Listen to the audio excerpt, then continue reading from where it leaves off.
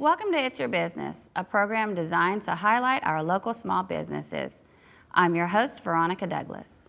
In today's episode, we will talk retirement with Leslea Stock-Lopez, president of Star Group Wealth Management.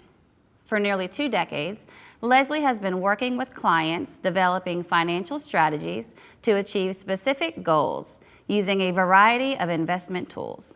Leslea believes that educated and active investors are the most successful, which is why her planning-based investment advisory practice is designed to help clients become more knowledgeable and confident investors.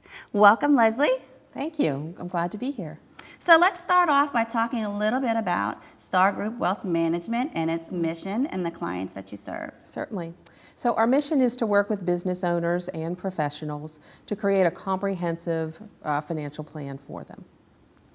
So some of the services that you offer are retirement income planning. Tell us a little bit more about that. Right. Retirement income planning is really the cornerstone of my practice. And it's important that everything starts with a goal. We identify that for the clients, and then we build around that goal so that they have a lifetime of retirement income. So with that goal comes some basic questions that all individuals must ask themselves. What are some things that must be considered when we're thinking about retiring? Right. So we want to identify exactly what does retirement look like for you. Each person's retirement is unique. Some folks want to travel the world. Others would rather stay by friends and family, having lunch with friends. So every retirement plan has to be custom made to that particular individual. So we first identify what those goals are, and then we develop a plan in order to reach them. So outside of the goals and the plan, what other things make your retirement, the plan itself, effective? Are there other things to consider, like income and expenses, when you think about what you want to do in retirement? Right. So once we've identified the goal and we look at how we'll reach it, we also want to overlay things like taxes. What other sources of income do you have available to you, like Social Security and pensions? Inflation also has a big impact to retirement planning. So all of those elements are looked at when putting together a comprehensive plan. So when we're thinking about this, is retirement, is it a number, or is it a number in dollars, or is it an age? Well, it's both, right? So we want to retire at a certain age, and we need to have a certain amount of money in order to have a lifetime of income. And there are some rules of thumb that basically say how much income you should have saved. Usually around age 60, you should have between 10 and 12 times your income saved for retirement. But again, if your retirement is extravagant trips around the world, that number is going to have to be higher. And so we want that income to last a lifetime. Yes. What ways are you helping your clients to achieve that goal of lifetime income through retirement? Right. It's very important that we don't withdraw more monies than the plan can actually accommodate. So rule of thumb is around 3 to 4% of a withdrawal rate annually, but there's many other elements that need to be looked at. We need to look at inflation and how that's impacting the dollars, as well as the performance of the investments, and of course how much is being withdrawn from the client. If they are going outside of the amount that we've allocated, that could have a great impact. And it has to be looked at on an annual basis. So the day you retire, you don't get a number and you're done for the rest of your life. It has to be something that's monitored all throughout your life. So at what point in time should clients come to you to look at their retirement plan? Is there in your 30s, in your 40s, or should we be thinking about this even earlier? Right. Well, when it comes to the specifics of your retirement plan, we want to be looking at about between 10 and 15 years out to talk about specifics, but it's never too early to start planning for retirement. The earlier you start, the less money that you'll need to put aside, because time will allow that money to grow and compound. So time can be your enemy or your ally, so start early, but get really a sharp pencil view on specifics when you're about 10 to 15 years out. And so a lot of employers offer retirement plans. How can individuals get the most out of those plans? Right. Definitely participate in your employer's plan. That plan is there to help you put monies away very easily. And most employers have a match to their plan. For every dollar you put in, they'll match up to a certain percentage. That's free money. We definitely want to take advantage of that. So participating in an employer plan is a great idea, and it gets you started. And it's that set it or forget it sort of mentality. It just comes out of your paycheck. You don't even miss it. And the next thing you know, you've got a retirement building. So is it possible to retire early? What is the average retirement age? Right. Well, you can retire early. Average retirement age is 65, but there are people that retire as early as age 50. But that means they've got many, many years in retirement. You could be as many as 40 years in retirement, more years than they've actually worked. So you need to certainly accumulate a great deal of assets there, and then make sure that you monitor and don't withdraw too much.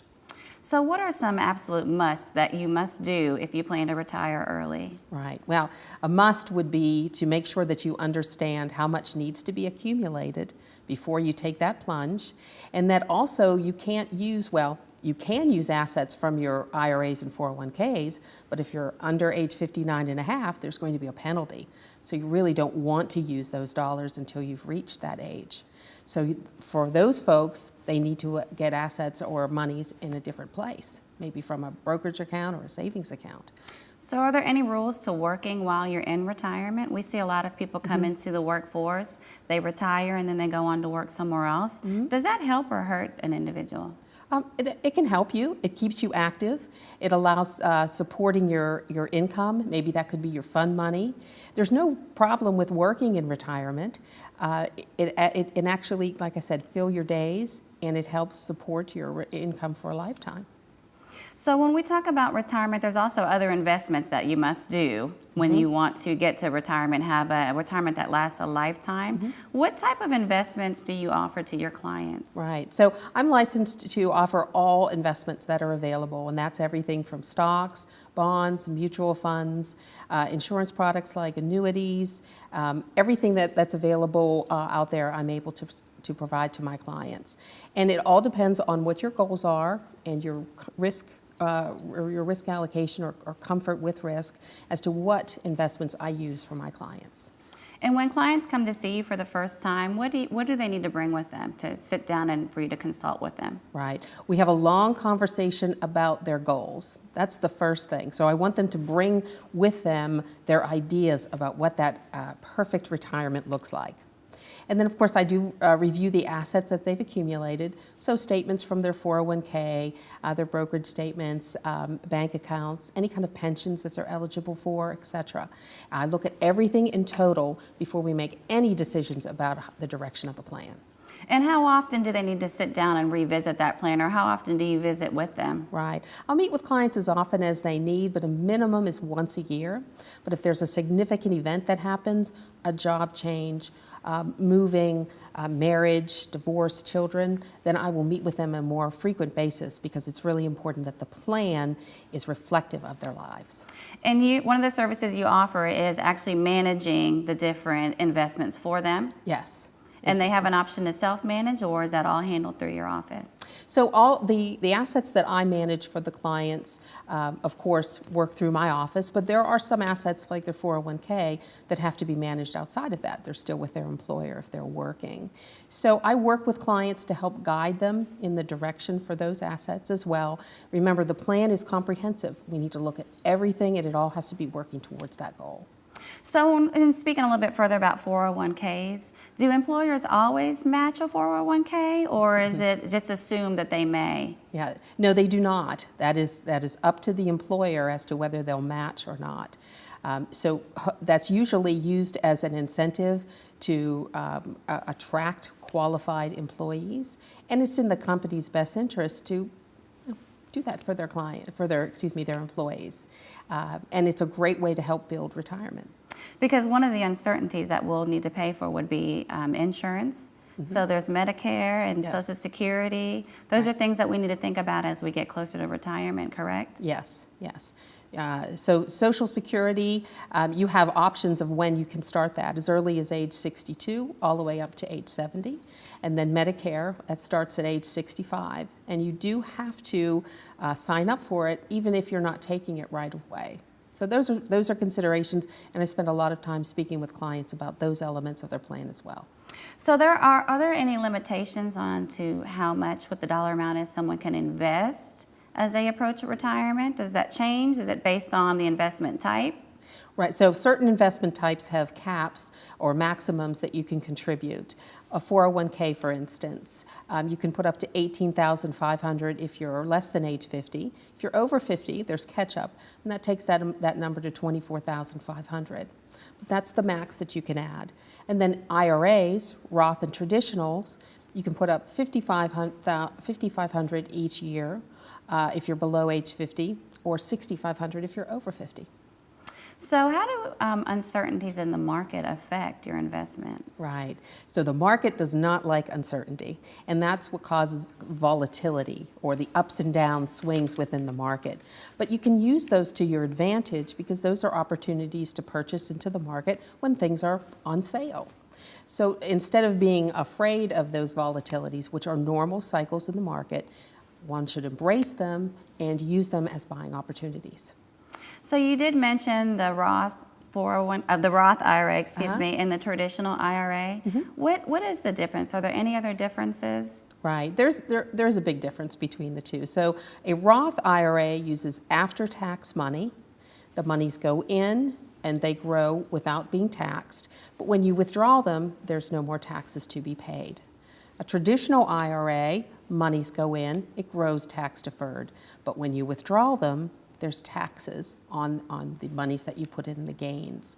And then also with traditional IRAs, you have to take what's called required minimum distributions, or RMDs. And at age 70 and a half, you must take monies out. Whereas with Roth, you never have to take the money out. You can leave it in there and pass it on to your heirs if you'd like. And can contribute continually. You can't continually contribute. You must have what's called earned income. Right? Earned income is not anything. It's not the income that comes from your stocks or bonds, dividends or interest. Earned income is a W-2 type income. So you can contribute as long as you have earned income. So what things are you looking at when you help your clients decide or determine what investment options they should go with? Right. So first we look at what their goals are. How long-term are those goals? So there's a timeline here. Certain investments are unwise if your timeline is short, like stocks. Stocks are investments for the long term, right? Because they're very volatile in the short term, but over the long run, they are a great way to add growth to a portfolio. So we look at all of the investments based on the goals, and then also the comfort of the client with the risk of the market. Some people do not like to take a lot of risk. They know they need to in order to get the return, but they don't want to take more than they really have to. So for those folks, the investments would be a little bit different than somebody who doesn't care or isn't as concerned about the ups and downs of the markets, all right, or has more time. Well, let's take a quick break, and when we come back, I want to continue a conversation about Social Security because I think we all wonder, is it going to be there? And what are the limitations and parameters around that, as well as budgeting, because that's also an important piece to your retirement. Great. Look forward to it. We're going to take a quick break, and when we return, we'll continue our conversation with Leslea.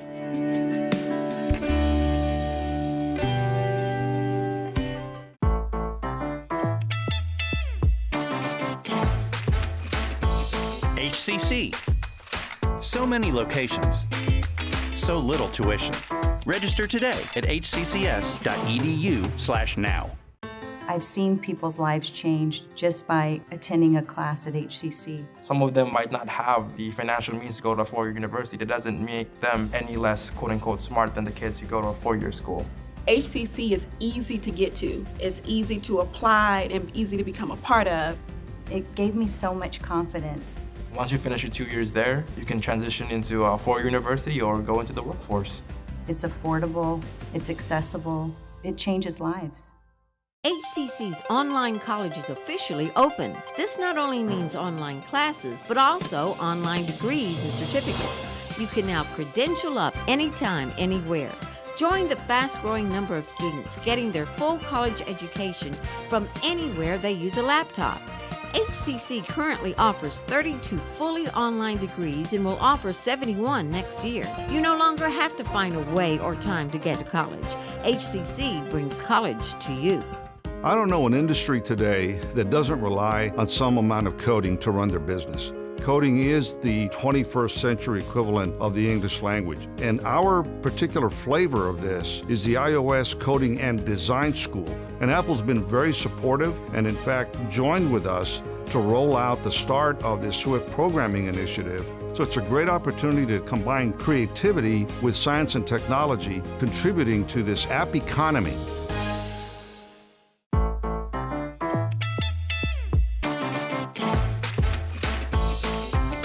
HCC. So many careers, so little tuition. Register today at hccs.edu/now.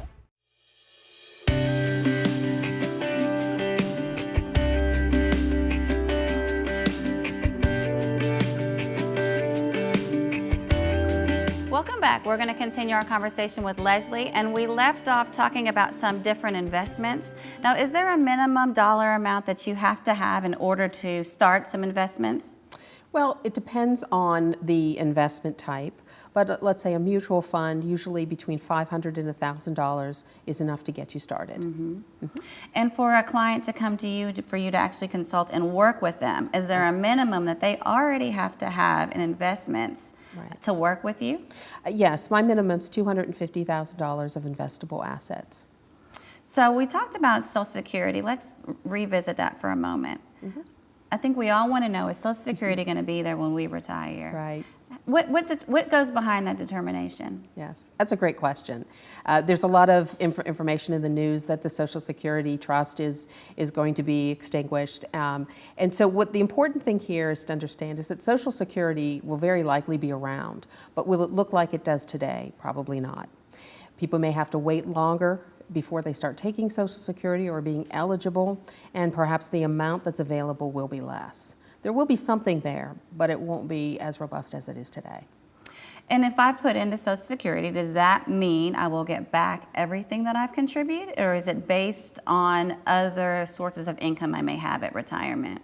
Right, so Social Security, in order to be eligible, you have to have 10 years of contributions into Social Security. And they say as far as getting out what you put in, the break-even age for getting all out what you put in is around age 78, okay? So if you're getting Social Security until that time, anything beyond that is actually more than what you've put in. So we also need to make sure that we have other investments besides just the retirement through your employer, right? And the idea that Social Security will be there for us. Yes, yes. Pensions and annuities are great sources of income during retirement, and it's really up to us now to add that gap or what's missing between those sources. Is there a percentage that you suggest that we put away in addition to our retirement option at work and the idea of possibly having Social Security? Is there a magic number we should all be putting away? Right. So the easy answer is put away as much as you can.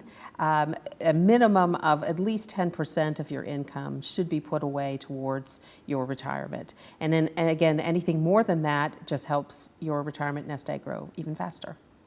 So one other thing that comes along with retirement, there are lots of fun things that come along, but we also need to think about long-term care. Yes. At what age should we be starting to think about that? Right. So long-term care is one of the most difficult, if not the most difficult, insurance to procure. And you can only get it if you're healthy.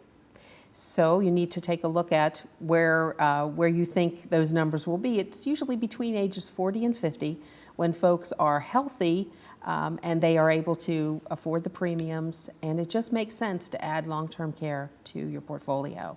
It's one of the #1 reasons that a portfolio can basically be completely eliminated, because long-term care, health care is very expensive. So what all does long-term care cover? Are we talking about an assisted living facility? Are we talking about hospital fees? What is or is that everything that long-term care covers? Right. Long-term care covers nursing home care, in-home care, hospice, all of those areas that are not covered by your medical. Right? So many people think that Medicare covers long-term care, and it doesn't. Medicare will cover you for about the first 100 days. After that, it's up to you. So long-term care is very important in securing the nest egg that you've worked so hard to build. And at what age are we eligible for Medicare? Age 65. And is that also going to require a stream of income, or is that something that is funded by the government? What, Medicare? Medicare is not funded by the government, although it is subsidized. A portion of usually your Social Security is taken to pay for Medicare, and it varies by the amount of coverage that you get. So one of the other things that you provide to your clients is budgeting assistance. Yes. How important is a budget for us all? Oh, it's very important, and it's one that's very. It's difficult to do a budget because it's one of those things that just nobody really wants to do.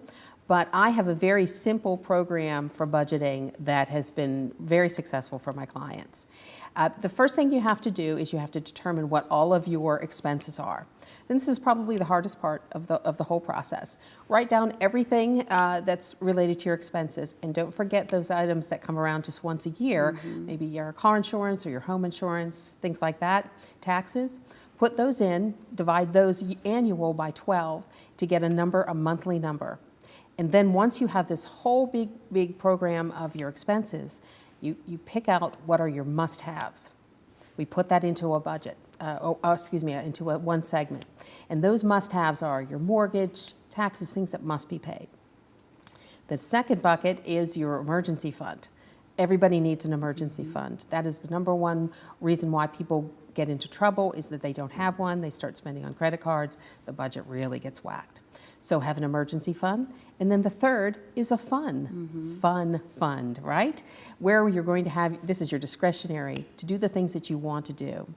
So you take your income, making sure that your must-haves are covered, making sure there's money put in there for your emergency fund, and then everything else is discretionary. It's up to you.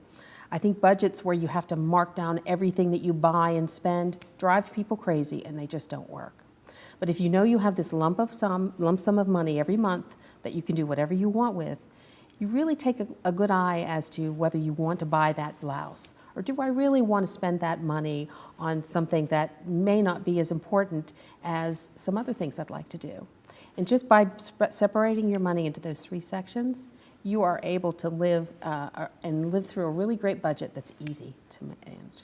So you should create the budget once a month, or should this happen every time a person receives a paycheck? How do you start a budget for someone who has never even budgeted before? Right.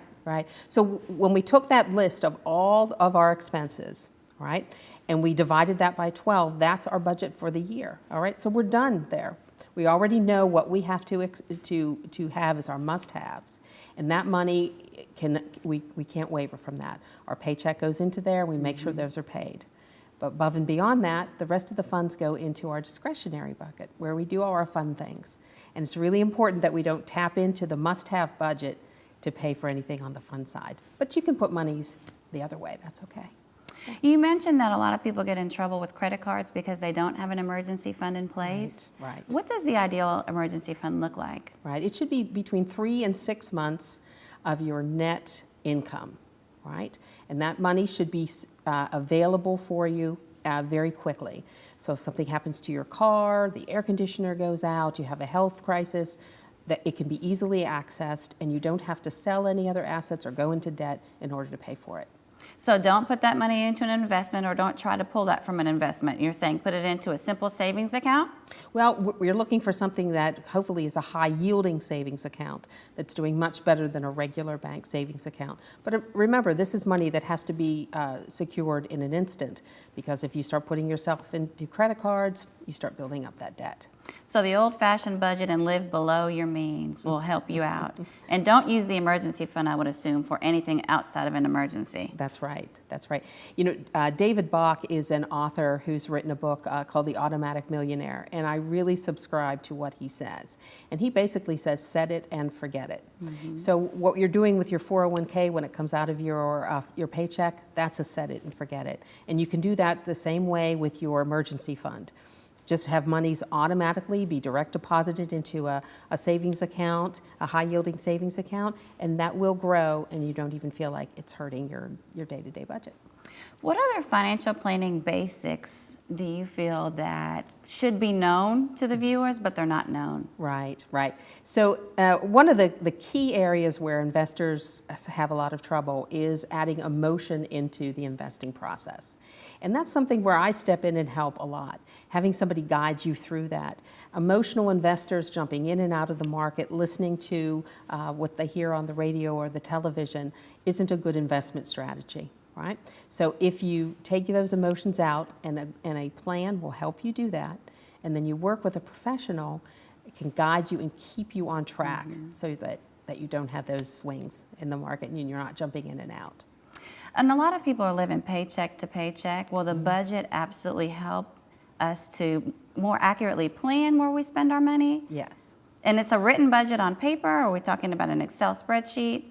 Whatever you're most comfortable with, but it has to be something that's tangible. It can't just be in your head. Whether it's written down on paper or it's on an Excel spreadsheet, make sure that it's something that you can go back to and reference.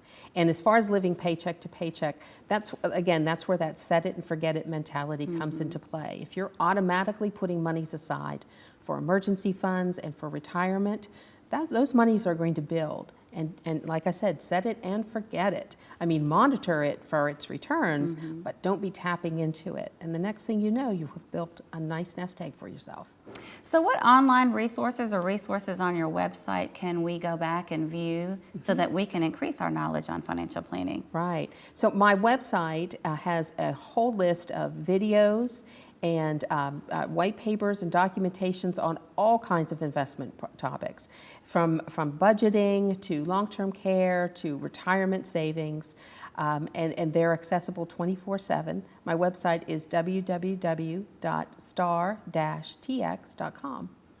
And those that are interested in sitting down with a consultation with you, do you offer consultations? And if so, how long and how much are they if you charge for them? Right. So my consultations are no obligation.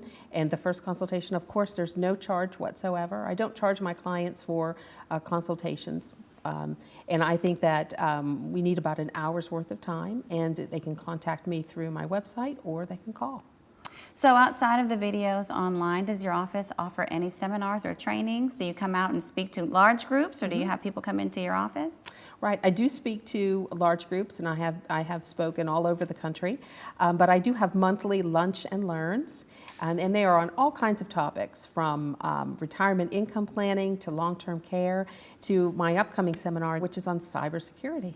And that's all found on your website? Yes, it is. And in closing, someone that is looking to retire or just looking to better budget their money, they should come to you prepared. Yes. Have an idea of their goals for retirement in mind, Right. and be ready to sit down for an hour to speak to you about those goals. Is there anything else that we need to be prepared to sit down and talk to you about? Right. Well, I also work with folks that are looking at purchasing or selling their business. So if we have a business owner, that person could benefit from sitting down with me. I help work them through that process as well. And so even if you know you want to retire but you don't have all the details, we'll sit down and we'll have a long conversation about getting those details fine-tuned so that we can create the perfect plan for you. And again, what is your website address? And there is a calendar online? Yes, there is. It's www.star-tx.com. And are the seminars in your office, are they free, or there is a charge for them? The seminars in the office are free, but the space is limited, so you must RSVP. Just contact me either through the web, or you can call 713-783-3400.